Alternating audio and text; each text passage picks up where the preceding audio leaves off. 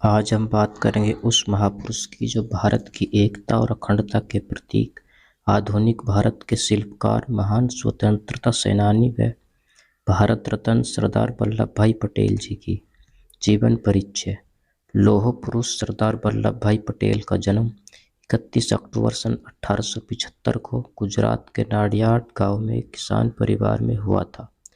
सरदार Vallabhbhai Patel के पिता का नाम श्री झवेरभाई और मां का नाम श्रीमती लाड़बाई था और वह लेवा नामक क्षत्रिय जाति के थे। झवेरभाई ने रानी लक्ष्मीबाई की सेना में भी काम किया था। वह प्रथम भारतीय स्वतंत्रता संग्राम में भी शामिल थे। सरदार वल्लभ भाई पटेल की मां एक धार्मिक महिला थी। सरदार वल्लभ भाई पटेल 6 भाई बहन थे। बात करें इनकी शिक्षा की। पटेल जी की शुरुआती शिक्षा गांव के प्राथमिक स्कूल से शुरू हुई थी। पटेल जी को पढ़ने लिखने का बहुत शौक था। सरदार पटेल की रुचि अंग्रेजी भाषा की तरफ अधिक थी। सरदार वल्लभ भाई पटेल में संघर्ष करने की क्षमता शामिल थी। उन्होंने 22 वर्ष की उम्र 10वीं की पढ़ाई पूरी की। 36 साल की उम्र में सरदार पटेल वकालत पढ़ने के लिए इंग्लैंड गए। उनके पास कॉलेज जाने का कोई अनुभव नहीं था, फिर भी उन्होंने 36 महीने के वकालत के कोर्स को महज 30 महीने में ही पूरा कर दिया था। बात करें हम इनके विवाह की। सरदार पटेल का विवाह बहुत ही कम उम्र में हो गया था। जब उनका विवाह हुआ तो उनकी आयु केवल 18 वर्ष की थी। पटेल जी की शादी सन 1893 में हुई थी। उनकी पत्नी का नाम झवेरबा था। शादी के बाद सरदार वल्लभ भाई पटेल वकील बन गए थे और अपने घर परिवार को चलाने लग गए थे। खेड़ा संघर्ष। स्वतंत्रता आंदोलन में सरदार वल्लभ भाई पटेल का सबसे पहला और बड़ा योगदान 1918 में खेड़ा संघर्ष में हुआ। गुजरात का खेड़ा खंड डिवीजन उन दिनों भयंकर सूखे की चपेट में था।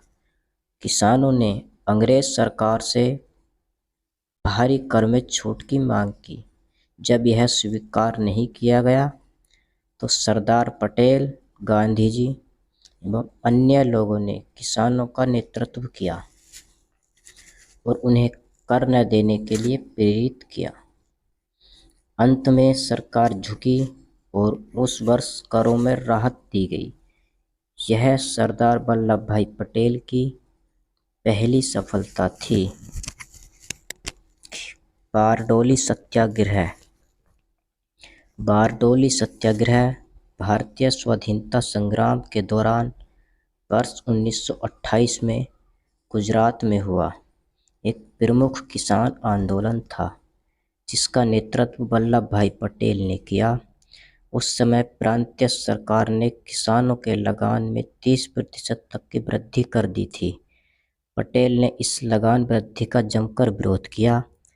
सरकार ने इस सत्याग्रह आंदोलन को कुचलने के कठोर कदम उठाए, पर अंततः विवश होकर उसे किसानों की मांगों को मानना पड़ा। एक न्यायिक अधिकारी ब्लूमफील्ड और एक राजस्व अधिकारी मैक्सवेल ने संपूर्ण मामले की जांच कर 22% लगान वृद्धि को गलत ठहराते हुए इसे घटाकर 6.03% कर दिया। इस सत्याग्रह आंदोलन के सफल होने के बाद वहां की महिलाओं ने वल्लभ भाई पटेल को सरदार की उपाधि प्रदान की और तभी से उन्हें सरदार वल्लभ भाई पटेल कहा जाने लगा। गांधी जी ने कहा कि इस सत्याग्रह का हर संघर्ष, हर कोशिश हमें राजस्व के करीब पहुंचा रही है। देश सेवा में योगदान। सन 1947 में जब भारत को आज़ादी मिली तो उस समय देश में कुल 562 छोटी बड़ी रियासतें थीं। इन सभी रियासतों को भारत में विलय करना बहुत मुश्किल और बड़ा काम था। यह काम गृह मंत्री होने के नाते सरदार वल्लभ भाई पटेल को दिया गया। यह काम सरदार वल्लभ भाई पटेल ने कड़ी मेहनत और बखूबी तरीके से पूरा भी किया। अंग्रेजी हुकूमत ने भारत छोड़ने से पहले ऐलान कर दिया था कि जो भी रियासतें भारत के साथ रहना चाहती हैं वो रह सकती हैं और जो पाकिस्तान के साथ जाना चाहती हैं वो जा सकती हैं। उनकी तरफ से किसी भी रियासत पर किसी तरह की कोई रोक नहीं है।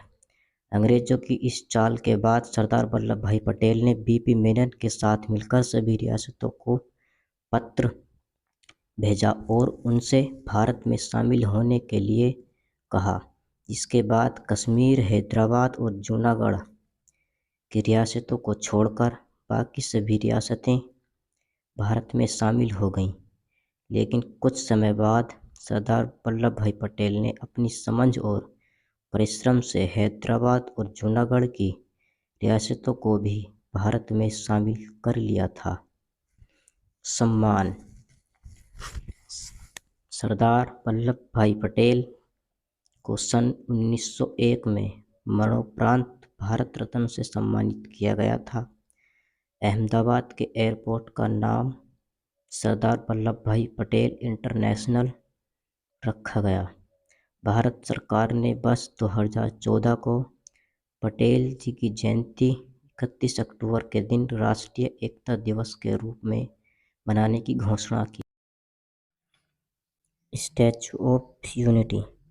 सरदार वल्लभ भाई पटेल की 137वीं जयंती के अवसर पर 31 अक्टूबर 2013 को श्री नरेंद्र मोदी जी ने गुजरात के नर्मदा जिले में सरदार वल्लभ भाई पटेल की स्मारक का शिलान्यास किया था, जिसे स्टैचू ऑफ यूनिटी का नाम दिया गया।